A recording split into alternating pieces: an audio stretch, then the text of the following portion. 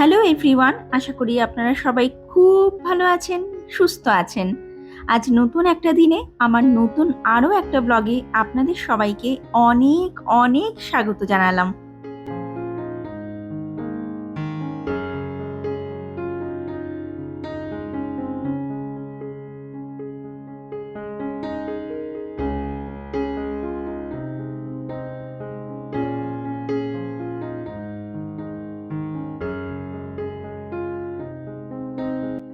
আজকে শনিবার, সকালের জলখাবার খাওয়া হয়ে গেছে।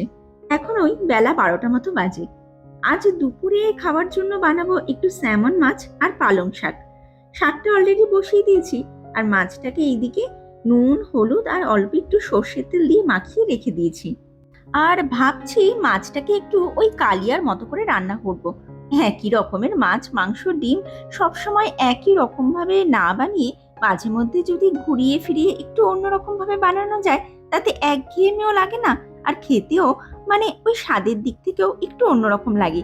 তবে হ্যাঁ, সব সময় অত রসিয়ে কষিয়ে ভালো করে রান্না করার আর সময় হয়ে ওঠে না। আর সব সময় অত রসিয়ে কষিয়ে খাওয়াটা স্বাস্থ্যের পক্ষেও ভালো না। তো সেই জন্য ওই মাঝে মধ্যে এরকম একটু রকম ফির করে রসিয়ে কষিয়ে রান্না করাটাই ঠিক আছে। যদিও আমাদের ঘরে স্যামন মাছ আসলে সেটাকে বেশিরভাগ সময় ওই একটু সর্ষে দিয়ে আর নয়তো আলু পেঁয়াজ দিয়ে কষিয়ে রান্না করে থাকি। আজ প্রথমবারই কালিয়ার মতো করে একটু রান্না করছি। জানি না রান্নার পর কেমন লাগবে খেতে। তবে যেহেতু স্যামন মাছটার মধ্যে একটা বিটকেল রকমের আষ্টে গন্ধ থাকে, তাই এই মাছটাকে একটু পেঁয়াজ আদা রসুন দিয়ে কষিয়ে রান্না করলে তবে গিয়ে সেই আষ্টে গন্ধটা বেশ অনেকটাই কেটে যায়। তাই কালিয়ার মতো করে রান্না করতে গেলেও যেহেতু এর মধ্যে একটু পেঁয়াজ আদা রসুন দিতেই লাগবে, তাই মনে হয় না রান্নার পর অতটাও বাজে খেতে লাগবে। দেখা যাক কেমন হয়। আর আজ দুপুরে যেহেতু আর সেরকম কিছু একটা রান্না করব না, তাই মাছটাকে একটু রসিয়ে কষিয়ে রান্না করার প্ল্যান করলাম। আর এছাড়াও আজ আবার দুপুরের খাওয়া দাওয়াটা সেরে বিকাল বেলাটার দিকে সবাই মিলে একটু যাব আমাদের বাড়ির কাছেরই একটা শপিং মলে। তাই এখন এই বেলায় যদি বেশি তামঝাম করে বেশি কিছু পদ রান্না করতে যাই, তাহলে দেখা যাবে রান্না শেষ করে সবকিছু গুছিয়ে উঠতে উঠতেই 3টে সাড়ে 3টে মতো বেজে যাবে। তারপর কখন আর খাওয়া দাওয়া সারবো আর কখন শপিং মলে যাব। আর আজকে যেভাবেই হোক মেয়েকে নিয়ে একটু শপিং মলে যেতেই হবে, জানেন তো। ওর বাবারও আজ আর কাল ছুটি। সোমবার থেকে তো আবার সেই কাজ, মেয়েরও স্কুল টিউশন ক্লাস পড়াশোনা সব কিছু নিয়ে সবাই আবার 5 দিনের জন্য ব্যস্ত হয়ে পড়বো। আর আগামীকালও মানে রবিবারও সবার ছুটি, কিন্তু কাল আবার সারা সপ্তাহের বাজার সদাইটা সারতে লাগবে। আমি না যেতে পারলেও ওর বাবা একাই গিয়ে বাজারটা সেরে আসবে। আর আমারও কালকে ঘরের বেশ কিছু টুকিটাকি কাজ সারতে লাগবে। তাই কাল আর শপিং মলে ঘোরাঘুরি করার পেছনে সময়টা নষ্ট করা যাবে না। আসলে কিছুদিন বাদেই মেয়ের জন্মদিন। আর সেই জন্য বেশ কয়েকদিন আগেই ওকে জিজ্ঞাসা করেছিলাম, কিরে, সামনে তো তোর জন্মদিন আসছে, এবারে জন্মদিনে কি তুই তোর পছন্দ মতো কোনো জিনিস নিবি, নাকি আমরা যা পছন্দ করে কিনে দেবো সেটাই নিবি? আর আমার সেই কথাটা শোনার পর সাথে সাথেই ও বলে উঠলো যে এইবারের জন্মদিনে একটা জিনিস কেনার কথা ও নাকি অনেক দিন আগে থেকেই ভেবে রেখে দিয়েছিল। আর সেটা হচ্ছে একটা প্রিন্টার।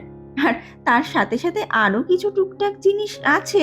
তবে জন্মদিনের গিফট হিসাবে আমাদের থেকে প্রিন্টার মেশিনটা নেওয়াই নাকি হচ্ছে ওর মনের মধ্যে যে কটা জিনিস কেনার ইচ্ছা রয়েছে সেই সব কটার মধ্যে প্রথম নম্বরের ইচ্ছা।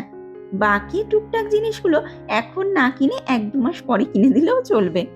তো সেই জন্য গত কয়েকদিন ধরেই অ্যামাজনে এবং এখানে আমাদের বাড়ির কাছে স্টেপলস বলে একটা দোকান রয়েছে, সেখানে গিয়ে কয়েকটা প্রিন্টার মেশিন এবং সেগুলোর দামগুলো সব চেক করা হয়ে গেছে। কিন্তু আমার হাজবেন্ডের এক বন্ধু বলেছে ওয়ালমার্টে গিয়েও একবার দেখার জন্য, কারণ ওখানেও নাকি মাঝে মধ্যে প্রিন্টার মেশিনগুলোর ওপরে বেশ ভালো ডিল চলে। তো সেই জন্য আজ খাওয়া দাওয়ার পর বিকালবেলার দিকে একবার মেয়েকে সাথে নিয়ে ওয়ালমার্টে গিয়েও চেক করে আসবো। আর আমাদের বাড়ির কাছের যে ওয়ালমার্টটা রয়েছে সেটা আবার একটা শপিং মলের ভেতরেই রয়েছে। তাই ভাবছি বিকালবেলার দিকটাতে বেরিয়ে ওই শপিং মলটাতেই চলে যাব। তারপর ওয়ালমার্টে ঢুকে প্রিন্টার মেশিনগুলো একটু চেক করে নিয়ে তারপর ওই মলটার ভেতরেই এদিক ওদিক একটু ঘোরাঘুরি করে বা যদি টুকটাক কিছু কেনাকাটার থাকে সেসব করে তারপর বাড়ি চলে আসব। আর এইদিকে আপনাদের সাথে গল্প করতে করতে শাকটা তো রান্না করা হয়েই গেছে, আর মাছটাও কিন্তু এইদিকে বেশ অনেকটাই রান্না করা হয়ে গেছে।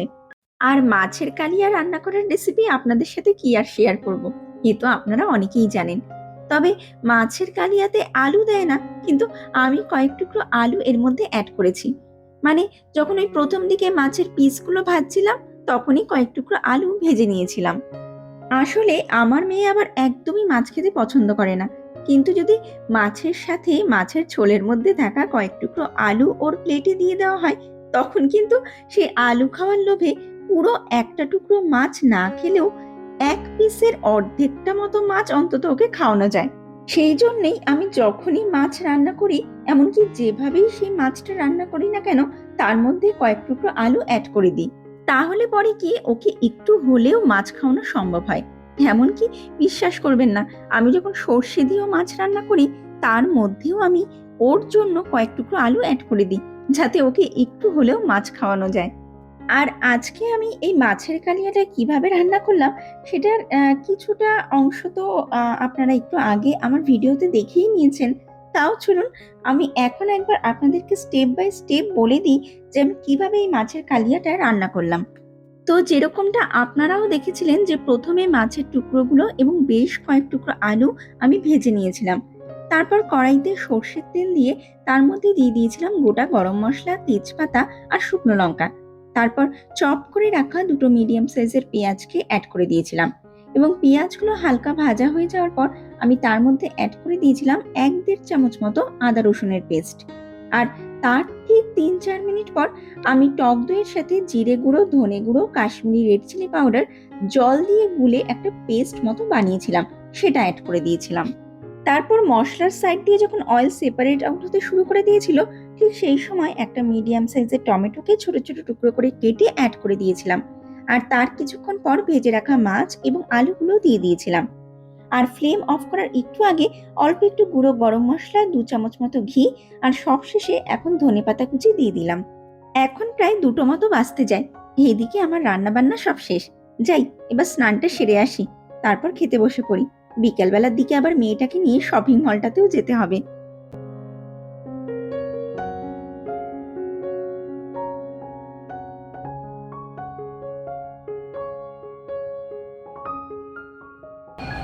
এখন বিকেল ওই 4:45 মতো বাজে। এইদিকে আমরা সবাই বেরিয়ে পড়েছি শপিং মলে যাওয়ার উদ্দেশ্যে। ট্রেন চলে এসেছে, চলুন এবার তাড়াতাড়ি করে ভেতরে ঢুকে পড়ি। ট্রেন থেকে নেমে পড়েছি, এখন আবার একটা বাসও ধরতে লাগবে, তাই এখন যাচ্ছি ওই বাস স্টপটার দিকেই। যদিও শপিং মলটা আমাদের বাড়ি থেকে বেশি একটা দূরে না, ওই 0.5 ঘন্টা মতনই সময় লাগে, কিন্তু ওই একটা ট্রেন তারপর একটা বাস ধরতে লাগে।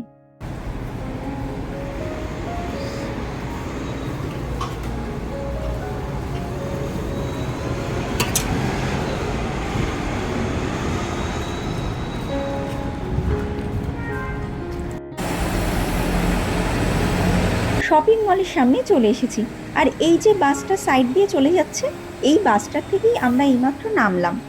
চলুন এখান থেকে আর ওই 3-4 মিনিট মতো হাঁটলেই শপিং মলের ভেতরে ঢুকে পড়বো।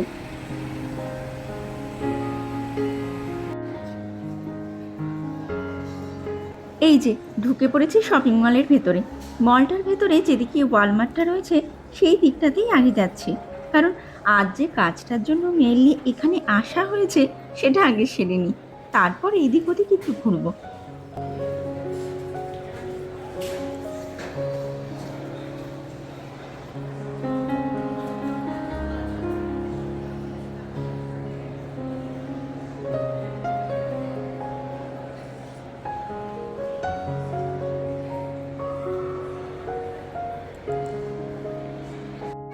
এই যে ঢুকে পড়েছি ওয়ালমার্টের ভেতরে। আর ঢোকার পর 4-5 মিনিট মতো খোঁজাখুঁজির পর যেই দিকটাতে প্রিন্টার মেশিনগুলো রাখা রয়েছে, আমরা সেই দিকটাতে পৌঁছেও গেছি। এখানে বেশ অনেক কটা ব্র্যান্ডের এবং বেশ অনেক রকমেরই এবং তার সাথে সাথে বিভিন্ন দামের মেশিনও রয়েছে। চলুন আপনাদেরকেও একটু দেখাই। এই যে প্রিন্টার মেশিনটা দেখছেন, এটা ক্যানন ব্র্যান্ডের, আর এটার দাম লেখা রয়েছে $80 মতো। মানে ধরুন প্রায় ওই 4,976 টাকার মতো, মানে প্রায় 5,000 টাকার মতনই ধরুন। আবার ক্যানন ব্র্যান্ডেরই এই প্রিন্টার মেশিনের মডেলটার দাম হচ্ছে প্রায় ওই $60 মতো। আর $60 মানে দেশের টাকার প্রায় ওই 3,700 টাকার মতো। মোটামুটি এখানে যেরকম যা দেখলাম, প্রিন্টার মেশিনগুলোর দাম মোটামুটি ধরুন ওই $50 থেকে শুরু হয়ে $150 পর্যন্ত রয়েছে। মানে ধরুন ওই 3,000 টাকা থেকে শুরু হয়ে 9,500 টাকা পর্যন্ত নানা রকমের প্রিন্টার মেশিন রয়েছে। আর দামগুলো ডিপেন্ড করছে বিভিন্ন ব্র্যান্ডের বিভিন্ন রকম মডেলগুলোতে কিরকম কি সুবিধা রয়েছে তার উপরে।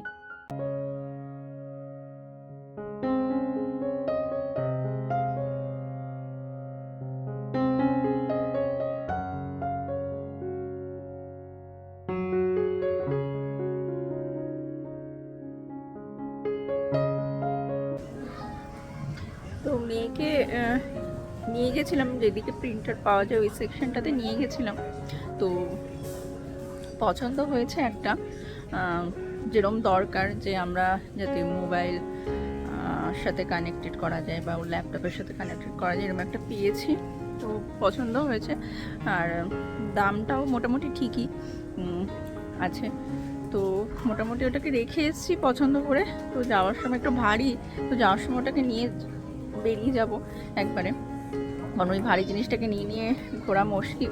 তো ওটাকে রেখে তো আসা হয়েছে, ওখানেই বেরোনোর সময় নিয়ে যাব। আপাতত মেয়েকে নিয়ে এসেছি বুক সেকশনে, এই যে।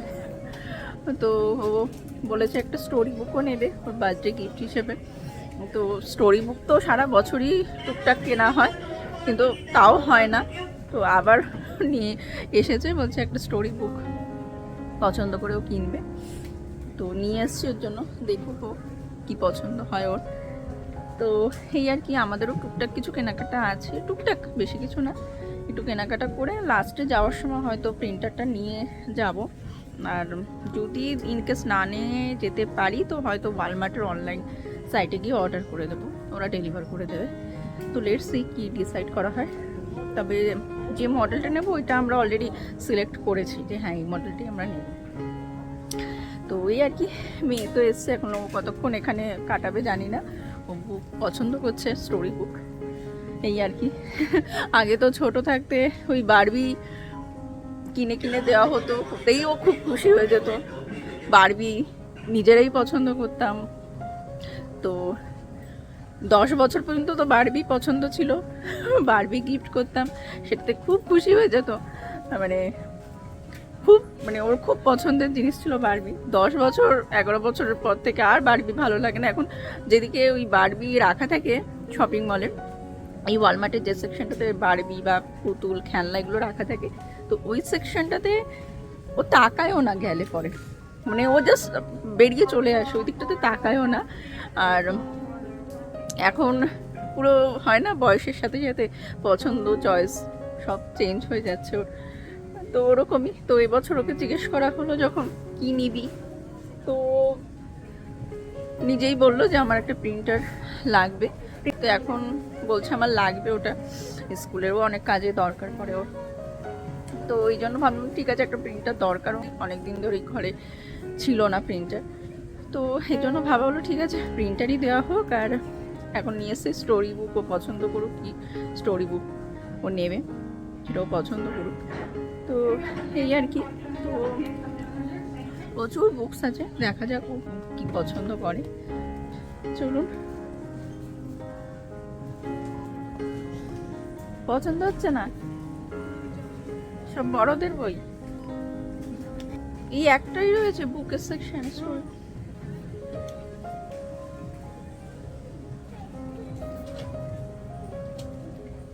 পছন্দ না হলে অন্য কিছু দেখ।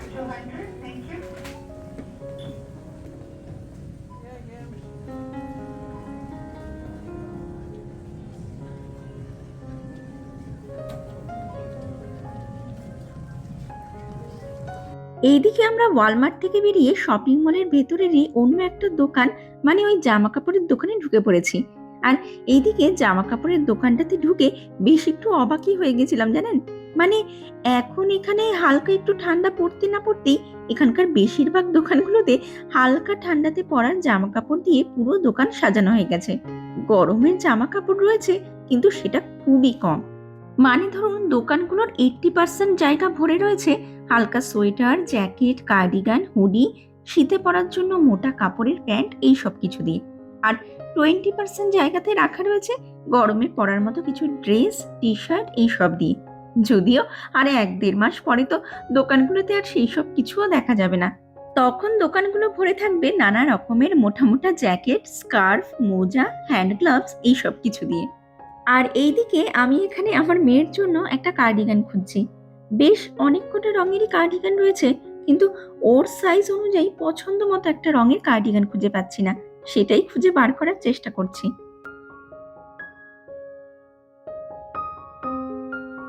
তো মেয়ে গেছে ট্রায়াল রুমে, জামা কিছু কেনা হয়েছে আর কি, জামা মানে দুটো প্যান্ট কেনা হয়েছে।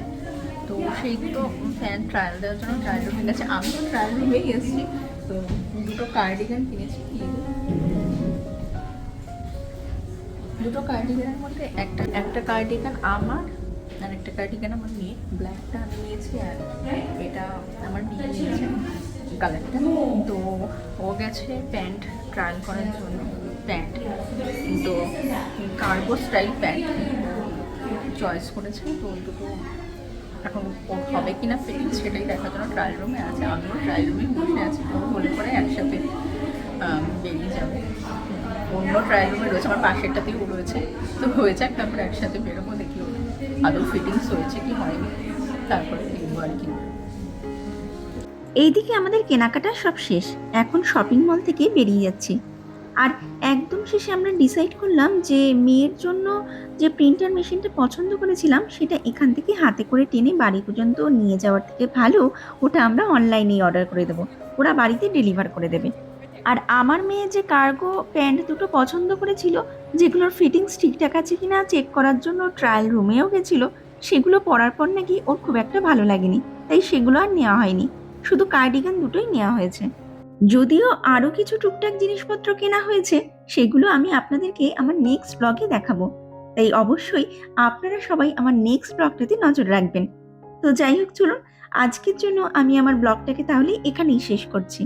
আমার আজকের এই ব্লগটা আপনাদের কেমন লাগলো সেটা কিন্তু আপনারা সবাই আমাকে একটা অবশ্যই কমেন্ট করে জানাবেন। ব্লগটা যদি ভালো লেগে থাকে তাহলে একটা লাইক করে দেবেন, শেয়ার করবেন এবং চ্যানেলটাকে সাবস্ক্রাইব করে আমার পাশে থাকার ছোট্ট একটা অনুরোধ করে রাখলাম। তাহলে চলুন আজকের এই ব্লগটাকে এখানেই শেষ করা যাক। দেখা হবে খুব তাড়াতাড়ি নতুন একটা ব্লগে। ততক্ষণ পর্যন্ত আপনারা সবাই খুব খুব ভালো থাকবেন, সুস্থ থাকবেন। Keep smiling and keep making lots of wonderful memories. Bye bye.